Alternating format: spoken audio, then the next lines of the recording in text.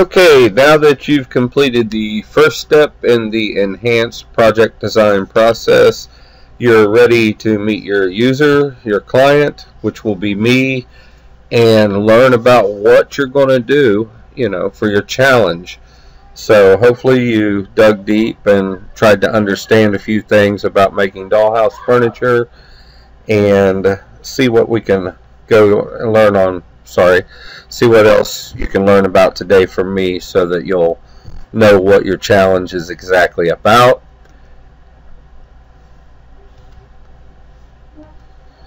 During this meeting, you should fully understand the expectations of the challenge, and you should be able to empathize with me so that you can make sure that you address all of my wants and needs when you start developing the solutions to this challenge.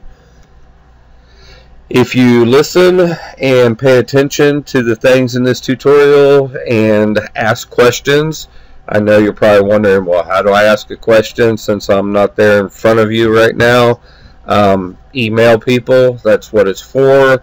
And if you apply what you learned during the time you were becoming an expert, then you're ready to move on to the next phase, which will be clarifying exactly what the challenge is.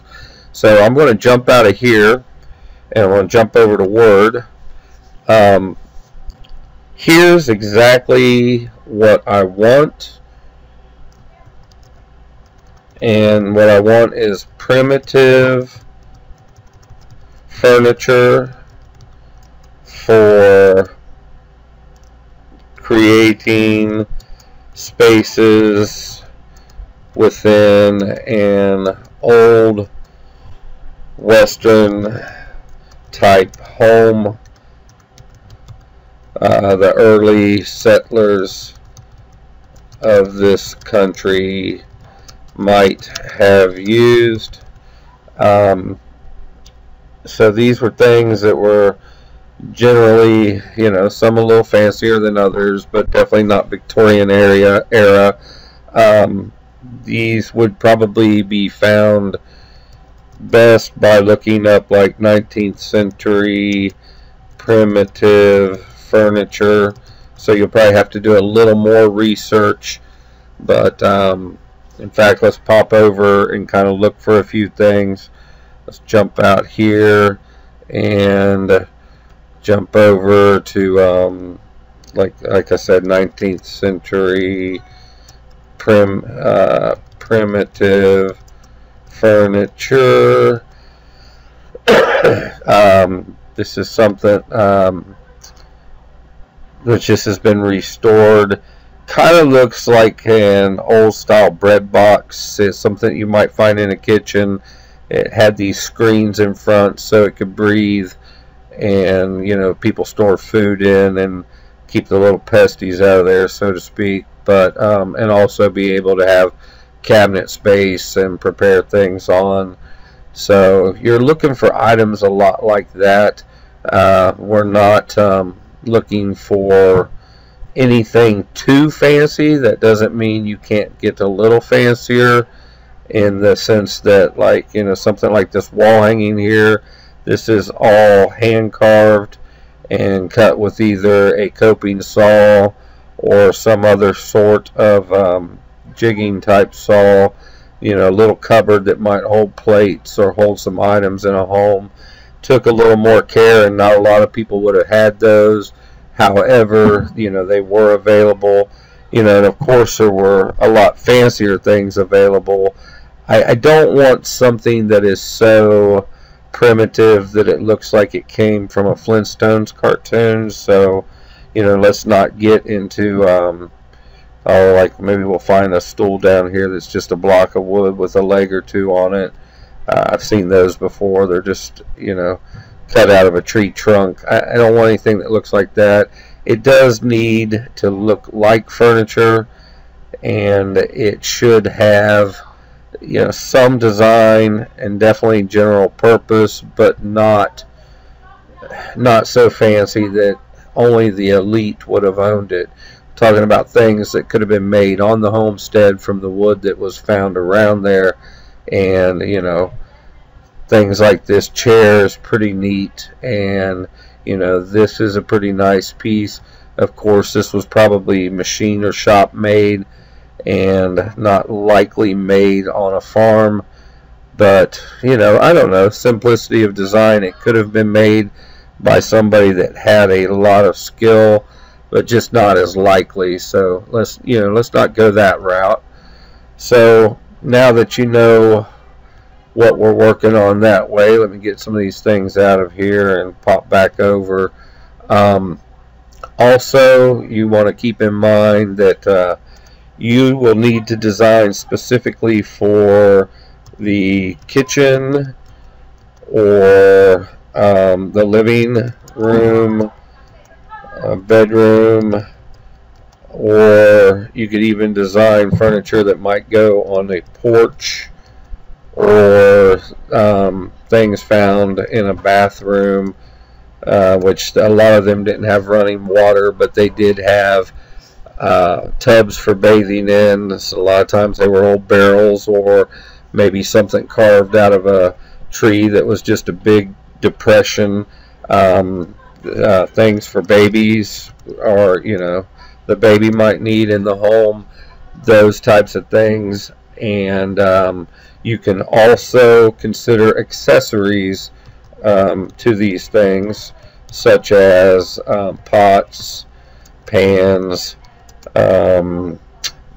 anything that the person might have worked with, tools that could be found during that time, or other items that just makes sense if you were out living in the middle of nowhere, basically in a little log cabin built home, and what a person would have. So you might want to watch television shows, things like The Rifleman or old westerns.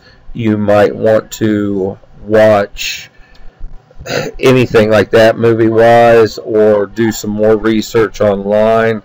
But you will need to dedicate your solutions to a specific area in the house, and you will need more than one solution. You cannot just come in and say, okay, here's a cupboard. What are the items that would go in that cupboard? Do the drawers pull in and out? Because I'll definitely want the drawers to pull in and out. I'll definitely, in the long run, want the doors to open. So you'll have to make separate pieces and maybe come up with a way of fastening those pieces into together and such, if they're made from plastic. And I will, most of all, your scale 1 to 6, because I want these to work with Barbie. Barbie doll, that's what I want it to work with. Old Western setup. If you want to consider animals that might be around that farm, anything except for the farmhouse itself or the cottage or cabin itself, we're just talking about accessories that would go with a dollhouse that had already been constructed. So sky's pretty much the limit. You'll need at least 3 different solutions, and you'll have to have all of these developed to scale, 3-dimensionally, within 123D design. Do not export as an STL file. Make sure that you save your work as 123DX file, so that it can be changed if need be. If you have any other questions, email me, and not through Canvas, but right here, gary.debord@fayette.kyschools.us, and that's how you can communicate with your end user during this time of developing your solutions. Also, you can work with others, but this will be solely an independent grade. There will be no team grade. Every person will turn in multiple solutions. Every person will understand the solutions they're turning in and why they're turning them in. You can't just say it was pretty. You're going to have to say, this is a common style cupboard found in the Old West according to blah blah blah. So you'll have to do your research. Don't skimp on it, and be prepared to move on from there.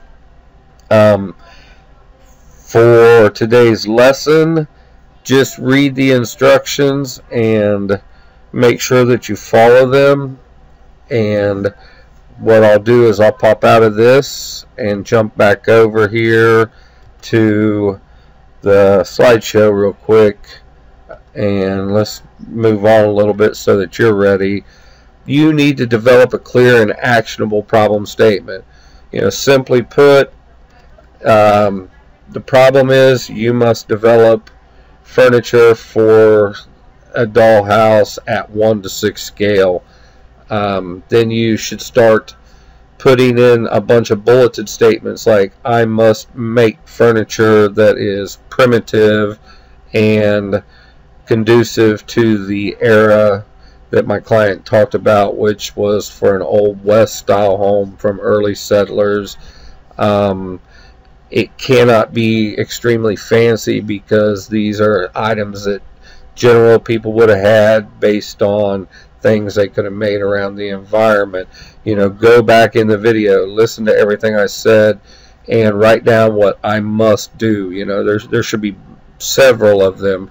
I must develop specifically for a kitchen. I must develop specifically for a living room, depending on which way you're going with that. It all must be, exactly to the 1:6 scale. There should be a lot of things in there if you're developing this problem statement correctly. If you clarify your problem correctly, it will be easy to apply that information to the solution phase. Make sure that you write a statement that clarifies all the things you must solve. You must design what the end user wants, what color it's going to be, and if I didn't mention that, maybe it's something you should ask me.